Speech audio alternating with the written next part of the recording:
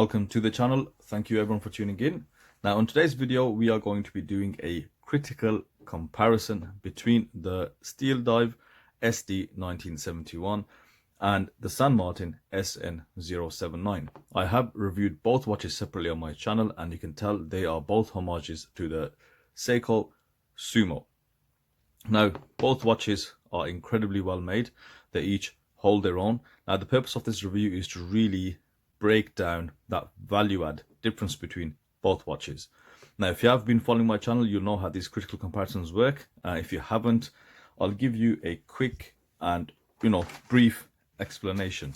So for example, which style is better, not in terms of style but in terms of physically, objectively, which is better. Applied indices will cost more than, for example, printed indices. So let's start off and let's talk about dimensions and specifications. Now dimensionally both watches are exactly the same, with a 0.2 plus or minus, which is just normal variation. So the diameter of both watches is exactly 44.6 millimeters across. You have a case thickness of 13.7 mil and a log to log of exactly 51.8 millimeters. Now the case weight, I've took the San Martin off the bracelet and I've took the SteelDive off the rubber strap for the purpose of this comparison, but we'll address that right towards the end. So the case weight for both, for the SteelDive is 98 grams and the Sumo from San Martin is 101. So just a 2 gram difference. Now in terms of spec, both watches have a 316L stainless steel case construction, including the bezel, crown and case back. The one on my left, I'll mention now, the SteelDive is actually sterile in terms of there's no logos on the dial, crown or the case back. When you buy a normal one with the logos, you have a logo on the dial, you also have a signed crown and you have a signed case back. So they both have ceramic bezel inserts, they both have sapphire crystal with AR coating, although the SteelDive has a lot more AR coating, and they both run the Seiko Epson NH35 movement, which, as you know, is a very reliable movement. It's a 24 joule movement with a hack and wind function with a date complication, and it beats at 21,600 vibrations per hour, giving you a sweep of 6 ticks per second.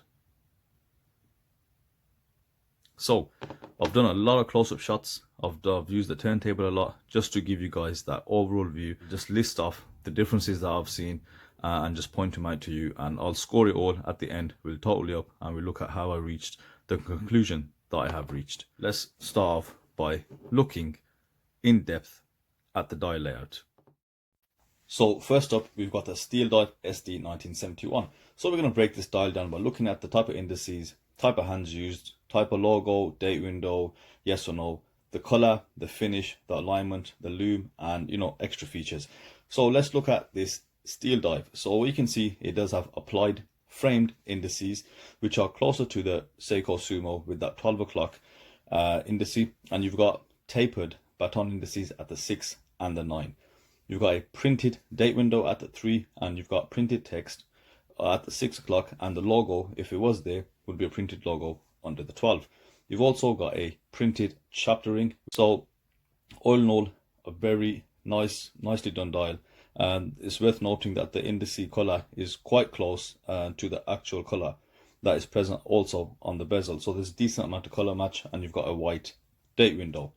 Now the hands used are Seiko-esque Sumo style hands, where you've got this chevron at the hour hand, and you've got a sword style minute hand, and that marine master style seconds hand, fully polished, decent amount of detail, and you've got lume which has been applied to all the hour markers and the hands, and you also got lume on the ceramic bezel insert. Now let's compare that to the San Martin SN079 Sumo Homage. You've got a similar setup, so you've also got applied framed indices, but if you take a closer look, they're more closer to the Submariner, especially when you look at the 6 and the 9, and you've got a triangle at the 12 o'clock. So in terms of indices, the SteelDive is a bit closer to the Seiko Sumo.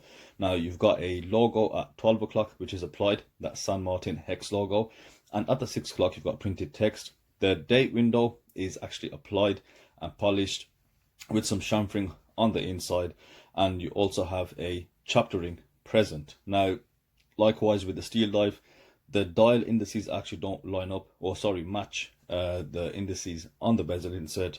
The bezel insert indices are just a bit too white, whereas the indices on the dial are just slightly off-white. Now, there's a lot more detail present on the handset. You've got this brushed handset with chamfered edges, polished edges, and there's a lot more attention to detail, and a lot more has gone into producing these hands. Just take a look at that seconds hand as well. You've got that button top, which is a nice feature. It really does add to the finishing. Now, when we go down to the actual dial, what kind of color or finish we have, both dials are black, but with the SteelDive it's a matte finish, and San Martin actually said this is an enamel finish, so it's a much higher level of finishing. You get a much deeper color on the actual dial. Now, Lume on both dials is BGW9. I don't know if I mentioned that already. And between the two, there is a clear difference between the San Martin and the SteelDive. For this section on dials, I've rated the San Martin as the clear winner, mainly because it has a applied logo, it's got applied date frame, enamel finish, and it's got a better handset that's been used. Now, let's look at the crystal used on both watches. You can see they're both double dome sapphire crystals with AR coating. Fit and finish is perfect on both. If anything, the SteelDive does have a bit more AR coating, but that is not going to score negative in this round because that is quite subjective. Now, both bezel inserts on both watches are indeed ceramic. They've got a very similar setup. The actual bezel insert on the SteelDive does have thicker, larger markers which are debossed. Same with the San Martin with a slightly thinner font. I think the key difference here is just fit and finish. Both are done really well. What the San Martin does have, it has a subset lume pip. The rest of the bezel is not lumed, whereas on the other hand, the SteelDive does have a fully lumed bezel insert and that triangle, which is also lumed, eliminating the need for a pip. So on the crystal and the bezel insert, I'd score them both exactly the same. Now let's switch over for the lume. Now, for the sake of consistency, I've not charged up either. I've just let them naturally charge with the LED lights in this room. Now, what you can see is both are BGW9 and both are really actually well done. So you've got the lumed ceramic bezel insert, which is a bonus for the SteelDive, and you've got that pip on the San Martin on your left. But what you can notice if you do look a bit closer is the actual indices on the dial. For the SteelDive, they're just slightly dimmer than the indices on the San Martin, which could explain why the indices on the San Martin are slightly a bit more off-white. Now, the San Martin on the left just looks like a HD version. It looks like it's had a few more layers applied, and the SteelDive is just a touch dimmer. The handset matches the lume on the actual San Martin, so it's a very subtle difference. I don't think there's enough in it, but going by the principle of value add, I'd say the San Martin does have a touch better lume. So let's look at the bezel rotation. So this on my left is the SteelDive SD1971. It's a 120 click unidirectional diving bezel.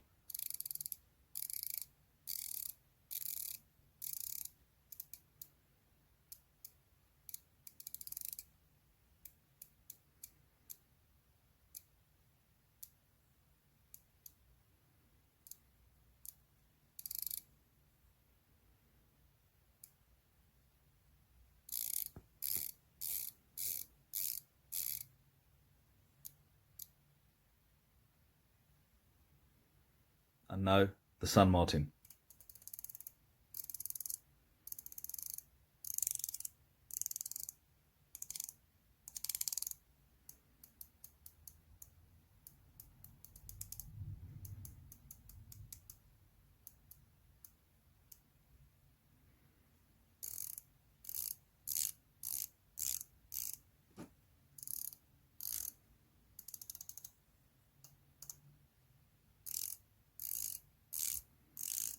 So the difference between both bezels, it's a very tough one. Let's talk about alignment, the obvious one.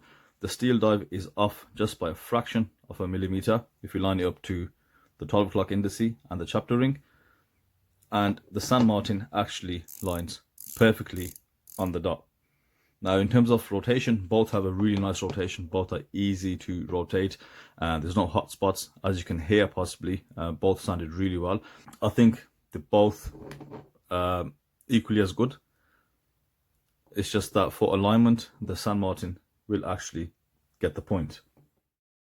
Now, when we move on to the case, would you believe it? Both are exactly the same. Literally exactly the same. You got linear brushing down the lug tips. You've got these polished edges inside of the lugs, and you've got these polished highlights that transition from the brushed along the side. Then you've got this brushing sort of spine down the side profile of the watch, again followed by polishing. And if you look at the bezel construction, you've got this fluted edge style of bezel, where these slits are sort of carved in, and both are exactly the same. So then this, obviously people have theories that the same company makes the watch cases. I think with the SteelDive and the San Martin, I think there's a very high possibility that both the cases and the bezels were actually made in the same place by the same people. They're just too similar.